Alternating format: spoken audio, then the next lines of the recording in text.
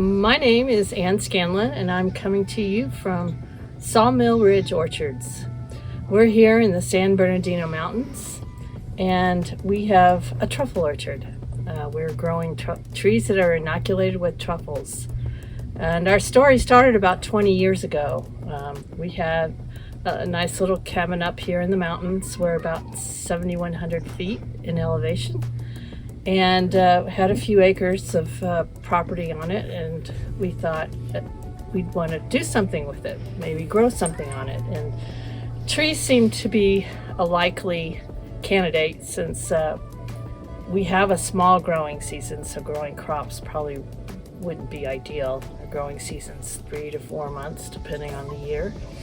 So we kind of looked at trees, and we looked at fruit trees, and then we kind of heard about these truffles that are grown on trees, but they grow underground on the roots of the trees.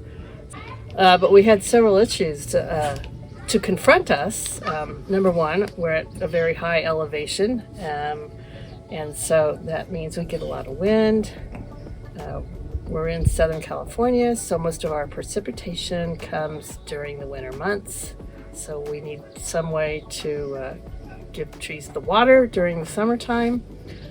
We have very rocky soil, and typically you want to grow truffles in a very high pH soil, like a pH 7 and above would be ideal. So our pH was not that high. We were about 6.5. So first thing, so we knew that we had issues with rocks. We knew we had issues with our pH wasn't correct.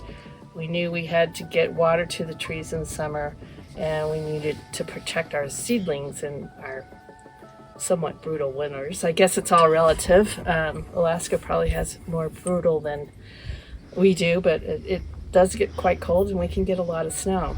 So the first thing that we did about 11 years ago was put in a well.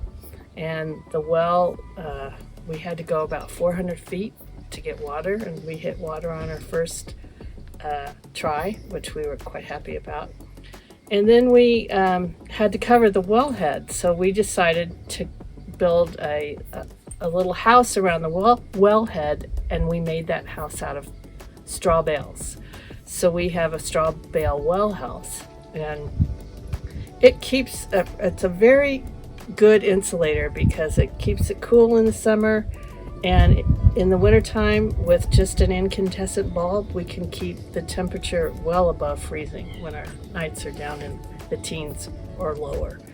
So that was done. We got our well in, so now we knew that we had a source of water, and so the next thing was to clear the land. So there was several trees that we had to clear, like over 150 trees that we cleared to plant the orchard. A lot of the trees that we did clear were trees that also could support the same type of ectomycorrhizal truffle that we have, or that we want to grow. So we wanted to get those trees out and the roots out so that we were limiting the competition. Ideally, you'd want to start something on a grassland or something like that that didn't have any competing mycorrhizae, but we didn't have that choice or that option.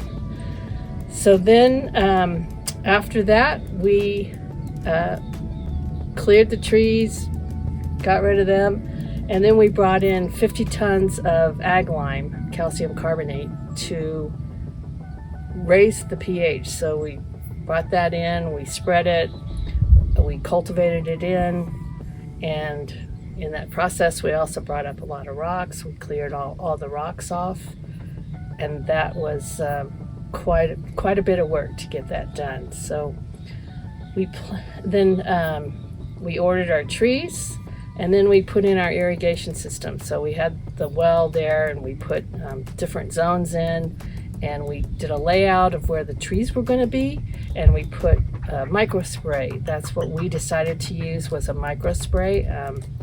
Drip was another option. Drip tape was another option, but we went with the micro sprays because we could keep the spray in a small area when the trees were quite young. And then as the trees grew, we could increase the diameter of the spray. We've since rethought that, and we're doing a test now in our orchard. On half the orchard, we're trying drip tape instead of, because the micro sprays, we're limited when we can water because it can get quite windy up here in the mountains. So if we've got wind, we can't water. Otherwise, we're just humidifying the air. So we're quite limited, and with the drip tape, it's all on the ground. We don't have that much of a problem. Well, thank you very much for letting me share what my year's like here at Sawmill Ridge Orchard.